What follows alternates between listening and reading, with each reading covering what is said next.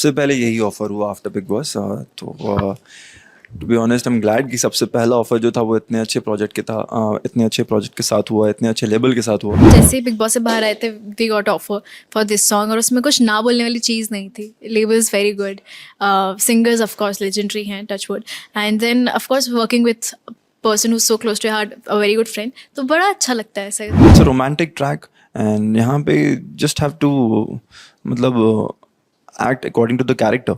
तो ये तो फील गुड सॉन्ग है, इसमें कोई ऐसा आप सोच रहे हो कि डायनामिक चेंज आ जाएगा कोई कैरेक्टर रोल में, तो सॉरी इस सॉन्ग में तो नहीं है। You can just have a good feel in the song and that is what the song is. You have to enjoy the song, that's it. Please आओ ना देखिए. It's a beautiful, beautiful song. I think that is why we are sitting here to promote our song and to have you guys watch it because it's a nice song. It's a feel good song. बड़े cute से moments हैं उस गाने में. It's a nice, nice, happy, happy song. Do watch it, have fun, and enjoy it. तो पहले आपसे जानना चाहेंगे अपना ऑफर कैसे हुआ आपको और आप दोनों ने हाथ में वेल सबसे पहले यही ऑफ़र हुआ आफ्टर बिग बॉस। तो to be honest I am glad कि सबसे पहला ऑफ़र जो था वो इतने अच्छे प्रोजेक्ट के था, इतने अच्छे प्रोजेक्ट के साथ हुआ, इतने अच्छे लेबल के साथ हुआ एंड इतने लेजेंडरी सिंगर्स का ये प्रोजेक्ट है, Adnan sir, Asha ma'am.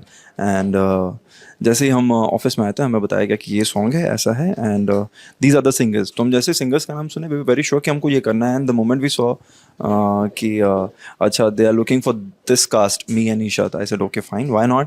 And जैसे हमने गाना सुना we were like yes we should do it, it's an amazing song, we should do it.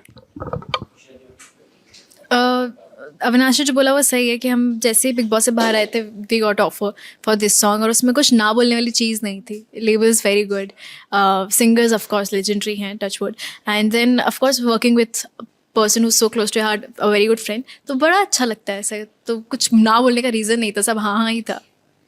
आप दोनों से जानना चाहेंगे पहली बार साथ में काम करके कैसा लगा, केमिस्ट्री नेचुरल थी या रिहर्सल था? सर पहली बार नहीं, बहुत बार कर लिया अब तो 3-4 सॉन्ग हो गए एंड हाँ ये हमारा पहला सॉन्ग था कि हम साथ में काम कर रहे हैं एंड बहुत अमेजिंग था यार, बहुत अमेजिंग, मतलब बहुत ईजिली हो गया बिकॉज जो हमारा बॉन्ड शो में क्रिएट हुआ था वही बॉन्ड हमारा अभी तक है एंड वो मैजिक जो आपको ऑन स्क्रीन दिखता है वो उसी बॉन्ड का नतीजा है। तो बहुत ईज़ है, कंफर्ट है साथ में काम करने में and obviously she is a fun loving person, तो काम करने में साथ में मज़ा ही आता है। डांस सामने के सॉन्ग का हिस्सा बनना कैसा एक्सपीरियंस और क्या मुझे डायरेक्ट इंटरेक्शन हुआ? हमने एक सीन शूट किया, अगर आपने देखा होगा लास्ट में, जहाँ मैं जाती हूँ, अविनाश लेकर जाता है मुझे, मैं सेल्फी मांगती हूँ, तो he is a very nice person. Of course वो बहुत टैलेंटेड है, हमसे बहुत सीनियर है. We grew up watch listening to his songs, तो बहुत अच्छा लगा उनकी आवाज़ और आशा मैम की आवाज़ पे हमने ये गाना किया. So I think we are very blessed. इस म्यूजिक वीडियो का कॉन्सेप्ट और इमोशन क्या है और पूरी बारे में बताएंगे? वेल कॉन्सेप्ट ऐसा रखा था कि गर्लफ्रेंड और बॉयफ्रेंड के बीच में थोड़ी सी नोक झोंक हो गई है एंड अदनान सर जो हैं वो एज लव गुरु वो बोलते हैं यार चलो मैं तुमको आइडिया देता हूँ कि ऐसे गर्लफ्रेंड नाराज़ हो तो ऐसे छोड़ते नहीं हैं, उनको मनाते हैं एंड वो ट्रैक भी बहुत ऐसा लवी डवी रोमांटिक छेड़ा छाड़ी वाला है। तो एक कॉन्सेप्ट ऐसा रेडी किया गया जहाँ पे me and Isha we are playing couple and Adnan sir जो हैं वो एज लव गुरु एंड हम दोनों के बीच में कैसे चीज़ों को ठीक करना है वो एक्सप्लेन करते हैं। ये सॉन्ग सुनने के बाद 90s की फील आती है, तो आपका 90s का ऐसा कौन सा फेवरेट सॉन्ग है जो आप लोग हमेशा गुनगुनाते हैं या हमेशा अपने प्लेलिस्ट में?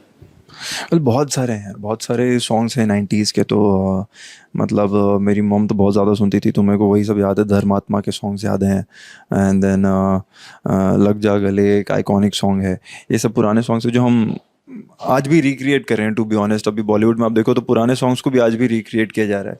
That's the magic 90s song has and I am glad कि हमारे वाले सॉन्ग में भी उसकी थोड़ी बहुत झलक है एंड वो एक फील है वो 90s का। ईशा आपका कहीं आपका कोई फेवरेट 90s का सॉन्ग? मुझे लगता है काफ़ी सारे 90s ही नहीं, उससे पहले के भी हैं. मैं भी किसी को बता रही थी कि मुझे क्या हुआ तेरा वादा बहुत पसंद है, दिल क्या करे, मुझे वो गाना बहुत पसंद है. सो देर आर सो मैनी. आप कोई सा भी रैंडमली उठा लो, किसी भी पिन पॉइंट कर लो, you love listening to it.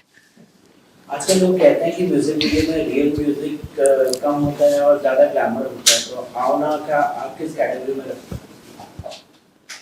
आओना को किस कैटेगरी में रखते हैं? I think it's pure magic, because इतने बड़े सिंगर्स ने गाना गाया है, इतने लेजेंडरी हैं वो, तो ग्लैमर हम दोनों से है तो है, लेकिन गाना बहुत ऑर्गेनिक है, बहुत अच्छा है, and I think it's just a pure sweet melody. आप दोनों टीवी इंडस्ट्री से बिलोंग करते हैं, तो टीवी इंडस्ट्री की बात की जाए तो टीवी शोज की बात की जाए तो जब आप लोग टीवी शो को ब्रेक लेते हैं तो वो कितना फाइनेंशियली ट्रेडिंग रहता है, क्योंकि टीवी शो में इनकम उतनी मतलब कि रहती है, रोज की इनकम रहती है, तो उसे आप कैसे देखते हैं?